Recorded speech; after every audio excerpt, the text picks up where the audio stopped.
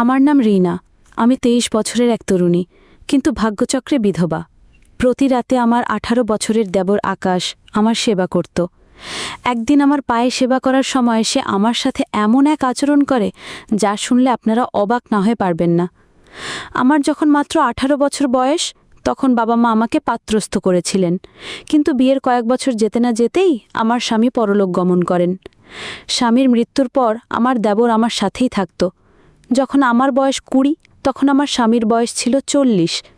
আমার বিয়েটা বেশ বয়স্ক একজনের সাথেই হয়েছিল। তিনি আমার চেয়ে বয়সে অনেক বড় ছিলেন। আমি এক দরিদ্র পরিবারের মেয়ে ছিলাম, তাই আমার বাবা মা ভেবেছিলেন যে আমার স্বামীর বয়স বেশি হলেও তার অগাধ সম্পত্তি আমার ভবিষ্যৎ সুরক্ষিত করবে। তারা তার অর্থ ও সম্পদ দেখেই আমার বিয়ে দিয়েছিলেন। বয়সের পার্থক্যটা বড় করে দেখেননি। কিন্তু বিয়ের পর স্বামীর সাথে কয়েক বছর কাটানোর পরেই তিনি হঠাৎ মারা যান। তার মৃত্যুর কারণ ছিল অতিরিক্ত মদ্যপানের ফলে লিভার নষ্ট হয়ে যাওয়া। আমার স্বামী দামি মদের শৌখিন ছিলেন এবং প্রায় বন্ধুদের সাথে বাড়ির বাইরে রাতভর আমোদ প্রমোদও মেতে থাকতেন। আমি সারাদিন বাড়িতে থেকে নিজের দায়িত্ব পালন করতাম। অনেক সময় আমার মনে হতো, আমার প্রতি যখন স্বামীর কোনো টান বা অনুভূতিই নেই, তাহলে তিনি কেন আমাকে বিয়ে করেছিলেন? বিয়ের পর তিনি কোনো দিন ভালোবেসে আমার সাথে দুটো কথা বলেননি। প্রথম দিনই সাফ জানিয়ে দিয়েছিলেন, দেখো রিনা, তোমার যত টাকার প্রয়োজন হয় আলমারি থেকে নিয়ে নেবে। বাইরের কোনো জিনিসের দরকার হলে বাড়ির চাকরকে বলবে, কিন্তু তুমি কখনো বাড়ির বাইরে যাবে না। আর একটা কথা মনে রাখবে, আমি কখন বাইরে যাচ্ছি বা ফিরছি এসব নিয়ে আমাকে কোনো প্রশ্ন করবে না। এটা আমার সম্পূর্ণ ব্যক্তিগত বিষয়। তখন আমার বয়স কম ছিল বলে স্বামীর কথার গভীরতা পুরোপুরি উপলব্ধি করতে পারিনি। আমি বুঝতে পারিনি যে তিনি কেবল বিয়ে করে সামাজিক দায়িত্ব পালন করেছিলেন, সংসারের প্রতি তার কোনো মনোযোগ ছিল না। এমন নয় যে তিনি আমার সাথে একেবারেই কথা বলতেন না, প্রয়োজনের ভিত্তিতে বলতেন, কিন্তু আমি তার স্ত্রী হিসাবে যে ভালোবাসা আর সঙ্গ পাওয়ার আশা করছিলাম তা কখনো পাইনি। ধীরে ধীরে যখন আমি এই শূন্যতা অনুভব করতে শুরু করি, তখন আমি আমার বাবা মায়ের সাথে বিষয়টা নিয়ে আলোচনা করেছিলাম। আমি তাদের বলেছিলাম যে আমি টাকা পয়সার স্বাচ্ছন্দ্য পেলেও স্বামীর ভালোবাসার সুখ পাইনি। আমার কথা শুনে বাবা মা আমাকে বোঝাতেন, দেখ মা, ভালোবাসার চেয়ে টাকা অনেক বেশি মূল্যবান। আমাদের বাড়িতে তুই তো দেখেছিস কি ভীষণ অভাব ছিল। তোদের আমি দুবেলা পেট ভরে খাওয়াতেও পারতাম না, কিন্তু যেখানে তোর বিয়ে হয়েছে সেখানে অন্তত অর্থের অভাব নেই। তোর ওই বড় ঘরে বিয়ে হয়েছে বলেই আজ আমরাও দুবেলা খেতে পারছি। তাই এসব ছোটোখাটো ব্যাপার নিয়ে মন খারাপ করিস না। তারা এসব বলে আমাকে সান্ত্বনা দিয়ে শ্বশুরবাড়িতে পাঠিয়ে দিত, কিন্তু আমার মনের কষ্টটা তারা কখনো বুঝতে চেষ্টা করেননি। টাকা পয়সা দিয়ে ভালো খাবার কেনা যায়, কিন্তু ভালোবাসা বা স্নেহ তো কেনা যায় না। তবে একটা বিষয় ভালো ছিল, আমার স্বামী বিয়ের পর থেকে আমার দরিদ্র বাবা মাকে প্রতি মাসে অর্থ দিয়ে সাহায্য করতেন। এজন্য আমি মনে মনে খুশি হতাম যে তিনি অন্তত আমার পরিবারের কথা ভাবেন। কিন্তু আমার প্রতি তার কোনো যত্ন বা দায়িত্ববোধ ছিল না। এভাবেই আমার জীবনটা একঘেয়েভাবে কেটে যাচ্ছিল। আমি ঘরের দায়িত্ব পালন করতাম আর তিনি বন্ধুদের সাথে আমোদ ফুর্তিতে ব্যস্ত থাকতেন। এভাবে কয়েক বছর কেটে যাওয়ার পর যখন আমার স্বামী হঠাৎ মারা গেলেন, আমি তখন একেবারেই একা হয়ে পড়ি। আমার এই অবস্থা দেখে আমার দেবর আকাশ আর বিদেশে ফিরে যায়নি। সে ছোট থেকেই বাইরে পড়াশোনা করত। আমার স্বামী ভালোভাবেই জানতেন যে তার ভাই যদি তার সঙ্গে থাকে তাহলে সেও তার মতো উচ্ছৃঙ্খল হয়ে যেতে পারে।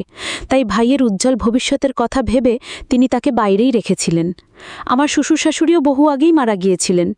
এদিকে আকাশের বয়স ১৮ হলেও তাকে দেখে বোঝার উপায় ছিল না। তার সুঠাম স্বাস্থ্য ও পেশিবহুল চেহারা দেখে তাকে ২৭-২৮ বছরের যুবক মনে হতো। আকাশ আসার পর ধীরে ধীরে আমি বুঝতে পারলাম, এতদিন ধরে আমি স্বামীর কাছে যে ভালোবাসাটা আশা করছিলাম সেটা যেন আমার দেবর আমাকে দিচ্ছিল। স্বামীর মৃত্যুর পর আমি মানসিকভাবে খুব ভেঙে পড়েছিলাম। কারো সাথেই কথা বলতে ভালো লাগতো না।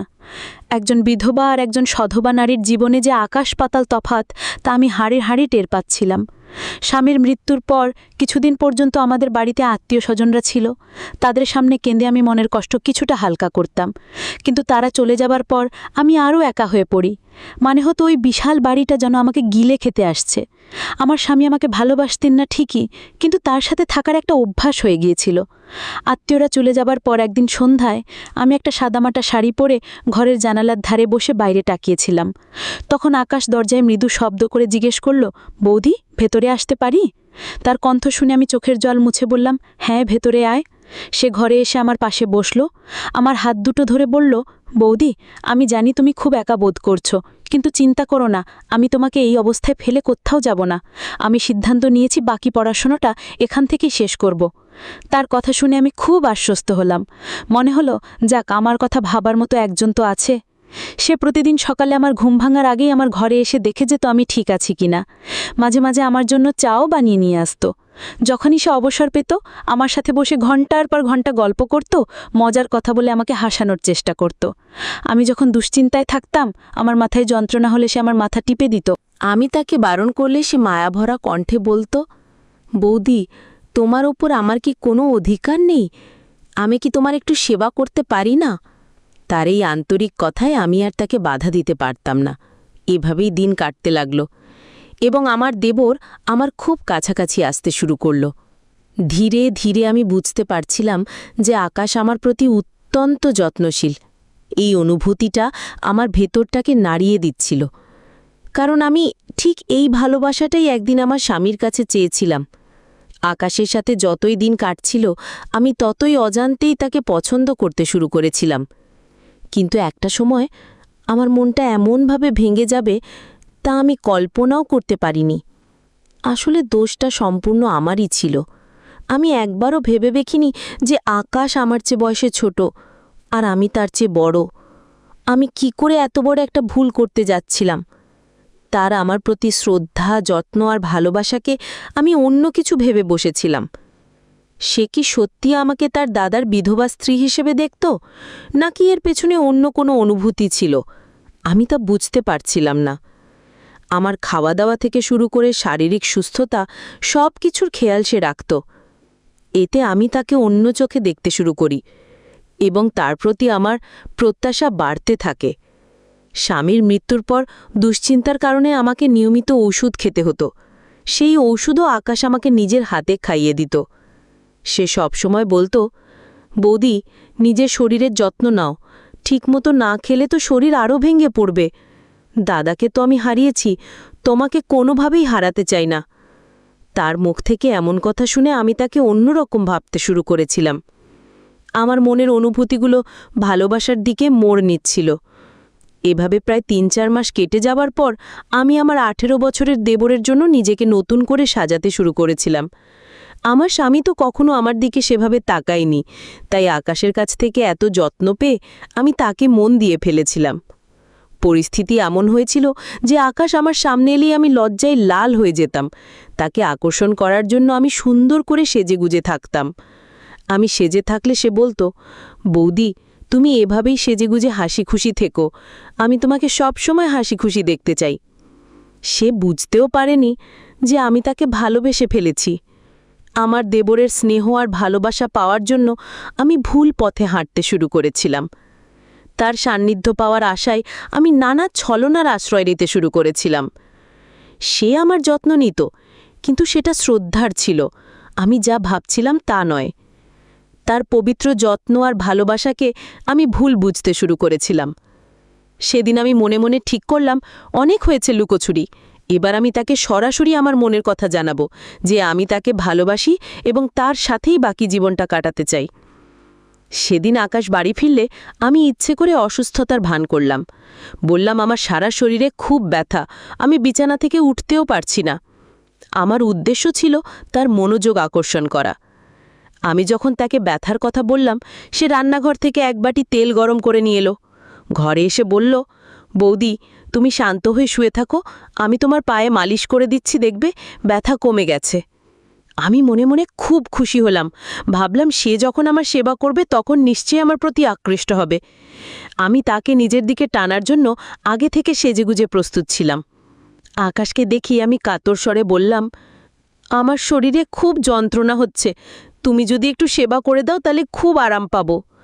আমার এই মিথ্যে কষ্ট দেখে সে আমার পাশে বসে আমার পায়ে আলতো করে তেল মালিশ করতে লাগল। তার স্পর্শে আমার ভীষণ আরাম হচ্ছিল এবং আমি মনে মনে অন্য এক জগতে হারিয়ে যাচ্ছিলাম। আমি ঠিক করে ফেলেছিলাম, আর দেরি না করে এবার তাকে আমার মনের কথাটা বলেই ফেলব। কিন্তু ঠিক সেই মুহূর্তে আমার পায়ের তলার মাটি যেন সরে গেল। আমার ১৮ বছরের দেবর আমার পায়ে মালিশ করতে করতে মৃদু হেসে আমার দিকে তাকালো। তারপর মাথা নিচু করে বলল, বৌদি, আমি তোমাকে একটা কথা বলতে চাই। অনেক দিন ধরেই ভাবছি কথাটা তোমাকে বলবো। তার কথা শুনে আমি উত্তেজনায় অপেক্ষা করছিলাম। ভাবছিলাম সেও নিশ্চয়ই আমাকে ভালোবাসে এবং সেটাই এখন বলবে। সে আমার দিকে তাকিয়ে মুচকি হাসছিল। তখনই আকাশ আমাকে বলল, বৌদি, আমি যে কথাটা বলবো সেটা শুনে তুমি রাগ করবে না তো? আমিও তার দিকে তাকিয়ে মৃদু হেসে বললাম, না না, রাগ করব কেন? তোর যা বলার আছে মন খুলে বল। আমি তো তোর মনের কথা শোনার জন্যই অপেক্ষা করছি। তখন আকাশ বলল, বৌদি, আমি পিয়া নামের একটি মেয়েকে খুব ভালোবাসি এবং তাকে বিয়ে করতে চাই। কিন্তু তোমার অনুমতি ছাড়া আমি তাকে বিয়ে করতে পারবো না, কারণ আমি তোমাকে মায়ের মতো শ্রদ্ধা করি, তাই আমি তোমার এত যত্ন নিই। মায়ের মতো বৌদির আশীর্বাদ না পেলে আমি আমার পছন্দের মেয়েকে বিয়ে করতে পারবো না। আমি মন থেকে তোমার আশীর্বাদ চাই। তার মুখ থেকে এই কথাগুলো শোনার পর আমার মাথা ঘুরে গেল। আমি কিছুক্ষণের জন্য স্তব্ধ হয়ে গেলাম। লজ্জায় আমি বুঝতে পারছিলাম না যে আমি আকাশের সাথে কিভাবে চোখ মেলাবো। আমার মুখ লাল হয়ে গেছিল। আমি স্বপ্নেও ভাবতে পারিনি যে আকাশ আমাকে মায়ের মতো মনে করে আমার সেবা যত্ন করত, আর আমি তার সেই পবিত্র ভালোবাসাকে ভুল বুঝেছিলাম। তার কথা শুনে আমার চোখ দিয়ে জল গড়িয়ে পড়ল। আমার চোখে জল দেখে সে তাড়াতাড়ি আমার চোখের জল মুছে দিয়ে বলল, বৌদি, তুমি কাঁদছ কেন? তুমি কি চাও না আমি পিয়াকে বিয়ে করি? আমার কোনো কথা যদি তুমি কষ্ট পেয়ে থাকো তাহলে আমাকে ক্ষমা করে দিও। তখন আমি তার কাঁধে হাত রেখে জোর করে হেসে বললাম, আরে পাগল, আমি তো খুশিতে কাঁদছি। আমার দেবরটা তো অনেক বড় হয়ে গেছে। তুই যখন বিয়ে করে তোর বউকে বাড়িতে নিয়ে আসবি তখন হয়তো আমাকে আর আগের মতো ভালোবাসবি না, আমার এত যত্ন করবি না, এই ভেবেই হয়তো আমার চোখে জল এসে গেছে।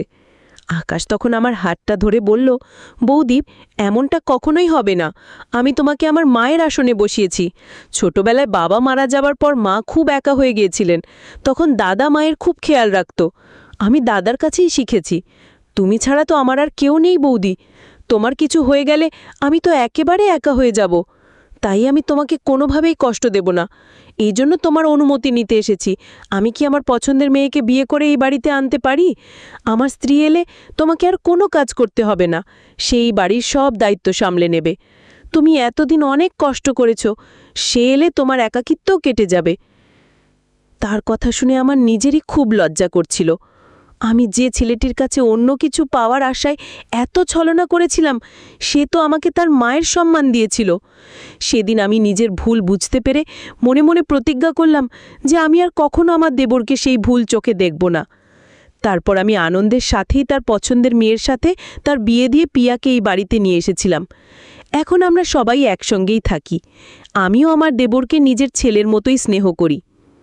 আকাশের আমার প্রতি ভালোবাসাটা যেহেতু মাতৃস্নেহের মতো ছিল, তাই আমি আর কোনোদিন তাকে আমার মনের কথা জানাইনি। আমিও নিজে খুব লজ্জিত ছিলাম। আমি বুঝতে পেরেছিলাম যদি ভুল করে আমি তাকে আমার অনুভূতির কথা বলে দিতাম তাহলে সে হয়তো আমাকে ছেড়ে চলে যেত। আমি কখনোই চাইনি যে আমার ছেলের মতো দেবর, যে আমার এত খেয়াল রাখে, তাকে আমি হারাই। তাই আমি আর কোনোদিন আমার মনে তার প্রতি কোনো গলদ চিন্তা আসতে দিইনি। সেদিন থেকে আমরা সবাই একসঙ্গেই মিলেমিশে বসবাস করি। ভালোবাসা তো নানা রকমের হয়। মায়ের সাথে ছেলের ভালোবাসা, স্বামীর সাথে স্ত্রীর ভালোবাসা, ভাইয়ের সাথে বোনের ভালোবাসা। ঠিক তেমনি দেবন আর বৌদিরও ভালোবাসা খুব পবিত্র হতে পারে। পার্থক্য শুধু এটাই যে আমরা সঠিক সময় সঠিক ভালোবাসাটা বুঝতে ভুল করে ফেলি, যেমনটা আমি করেছিলাম। আমি আমার দেবরের পবিত্র ভালোবাসাকে চিনতে পারিনি।